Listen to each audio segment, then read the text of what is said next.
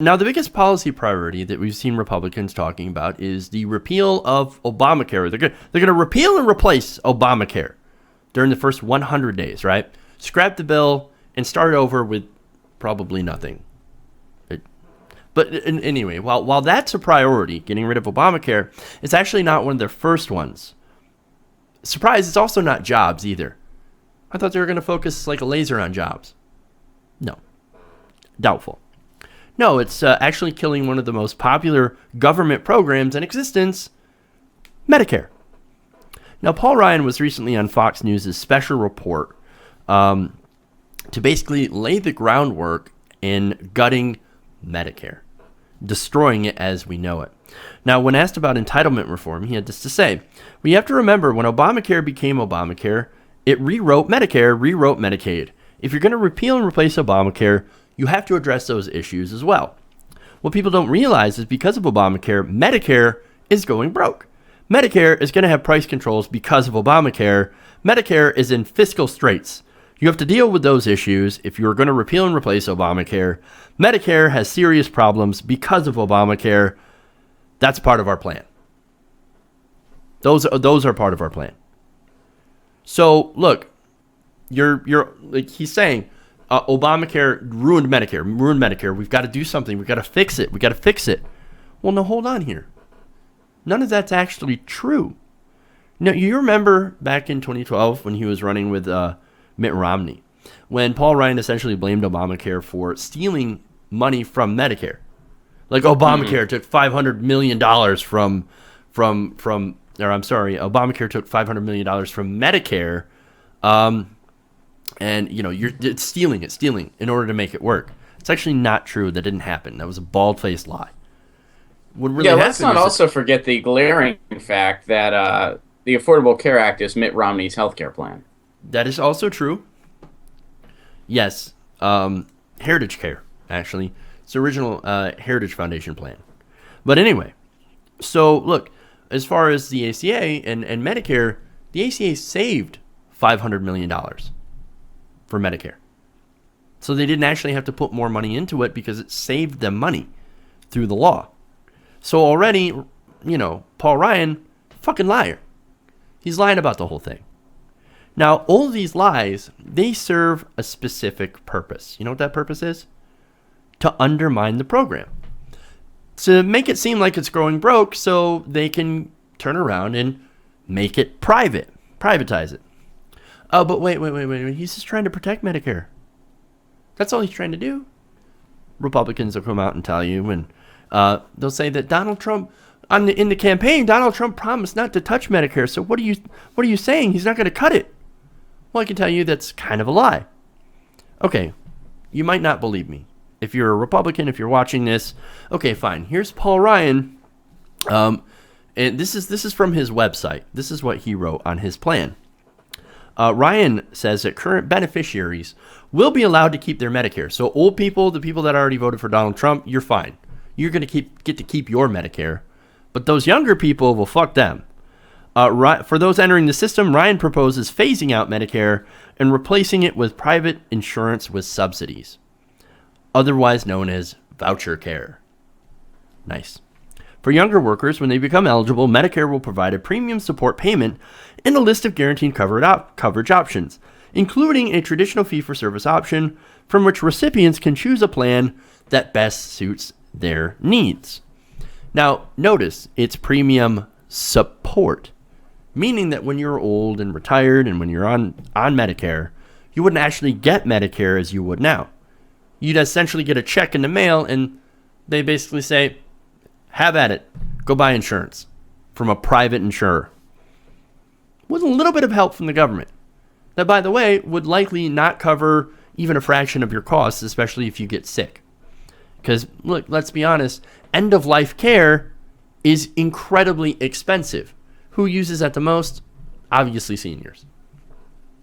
So this is going to screw future seniors and protect people who are currently seniors now, who, of course, overwhelmingly vote for the Republicans and for people like Paul Ryan and Donald Trump. Great. It's kind of a last fuck you from the baby boomers. Pretty much. I mean, that's what it is. Now, Politico also quoted Tom Price, Republican chairman of the Budget Committee, as saying that he expects Republicans in the House to move on Medicare reforms 6 to 8 months into the Trump administration. So they're not waiting. They want to get to it as soon as possible. That's because they have a feeling, they know that there's no way they could get it through without a Republican House and Senate. And true. And the other thing is that they know that if they don't act on it now, people will get wind of it. The Democrats will start saying like, hey, they're going to get rid of your Medicare. They're going to get rid of your Medicare. And trumpeting it loudly. And that's going to lead to a popular backlash against the Republicans. They don't want that. They want to sneak it in as soon as possible. In fact, Price noted that the Republicans are eyeing using a tactic known as budget reconciliation to make this change. That process allows Republicans to pass a bill with essentially a simple majority. So no Democratic filibuster. They can just ram it through. So look, it's pretty much decided already. Medicare's done. Like we have lost Medicare as you know it, and Donald Trump hasn't even taken office. It's a sad day. I mean, look, the ACA also almost certainly done. And as far as I don't know about all that. I think that we're not. No, you're saying that they're not going to get rid of it? Come on now. No, I'm not so convinced yet. I mean, I could be wrong, but I'm not so convinced. First of all, Trump has some family that has financial ties to the Affordable Care Act. He has that one. I think it was like someone that's close to an in-law or something like that has a company built on the foundation of the Affordable Care Act being in policy. So that would hurt their business if the Affordable Care Act went away. So I think for those reasons, the fact that he has personal financial ties points to he might want to leave it alone. He also has already backpedaled on his stance on the Affordable Care Act, saying he would keep some of the good parts and do away with some of the bad parts, which is a ridiculous idea that would never work. It's a ridiculous idea that would never work. However, the fact that he's backpedaling points to he might not go after it. And as far as Medicare, Republicans are threatening. I mean, they've threatened that all the time. They're constantly doing that. And then it never actually comes to fruition. So, I mean, when's the last time they had enough power to do so, of course, though? But I wouldn't say it's dead. When's the last time they had this much power? What I'm saying. When's the last time they had all three branches of government? Last time, the Bush administration, the Bush years. Are you sure? Like, they didn't have. They had the power to do budget reconciliation last time. It was the Bush years. It was the Bush years when they had the White House, the House, and the Senate. The time before the Bush years what goes all the way back to 1928. And just a brief thing there, 1928, a year later, Great Depression. But 4 years later, we got a New Deal Democrat in the White House. Yeah, but okay, so little reason for optimism. A little bit of reason for optimism. I understand that. But, okay, so during the Bush administration, though, you do remember that they tried to privatize Social Security. Now, they actually didn't get that done. They tried. They did try, and they probably learned their lesson from that time. That's why I'm saying these programs are in great danger, and I wouldn't underestimate their willingness to destroy these programs. It's not just rhetoric anymore. But to say it's dead, I think is a bit much. No, we'll see. We'll see. Maybe you're a bit more of an optimist than I am, but certainly I see that these programs, look, they want to keep it for old people, so old people, they're going to keep voting Republican. But younger people, they're more than happy to screw us over. And that generation is more than happy to screw us over. I realize not all of them are. There's a very significant amount of people who vote for people that, like Paul Ryan, that want to get rid of these programs for younger people. And there's that mindset that people of our age are lazy and that we're not deserving of these programs. So I think you underestimate the willingness that they'll go to get rid of these programs, because I don't think I've seen the Republicans be as crazy as they are now. Like, if they were normal Bush era, Reagan Republicans, that'd be different. But I think we've entered a new era, a new time in our politics where basically the inmates have taken over the asylum, and we don't know what's going to happen.